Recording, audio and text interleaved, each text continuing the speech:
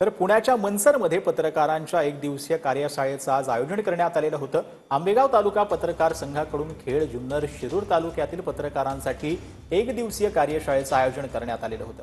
यामध्ये TV9 मराठीचे व्यवस्थापकीय संपादक उमेश कुमावत हे प्रमुख मार्गदर्शक म्हणून जे आहेत ते उपस्थित होते। बघा, संतोष देशमुखांचा मर्डर झाला, ठीक आहे। ती बातमी त्यात जेव्हा ते वाल्मिक कराड आहेत, तर वाल्मिक कराडांवर अगोदर फक्त खंडणीचा गुन्हा होता, त्यात तो मर्डरचा गुन्हा नव्हता। ही माध्यमांची ताकद आहे बघा, की त्यांच्यावर नंतर तो मर्डरचा गुन्हाही झाला, ते CID कडे प्रकरण गेलं आणि आता CIDची चार्जशीट काय सांगते तर ते मास्टर माइंड आहे।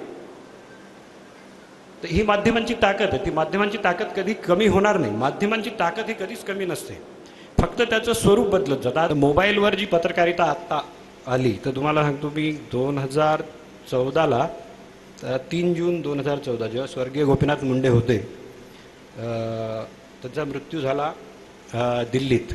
त्यावेळेस मी दिल्लीत होतो। मी म्हटलं कोणत्या गाडीने ॲक्सिडेंट झाला, त्याला हे गाडी आहे। तर ती गाडी मी बघितली।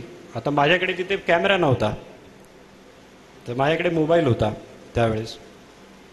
तर मी माझ्या जीवनातला पहिला वॉक थ्रू मोबाईलवरचा तो त्या गाडीचा केला। तिथे एक माणूस उभा होता, मी त्याला म्हटलं यार आप मेरा मोबाईल पकडो, आणि मी ती गाडी दाखवली पूर्ण अशी की ही ती गाडी आहे ज्यात मुंडे साहेब आले होते वगैरे, असं झालं आणि या गाडीचा ॲक्सिडेंट झाला।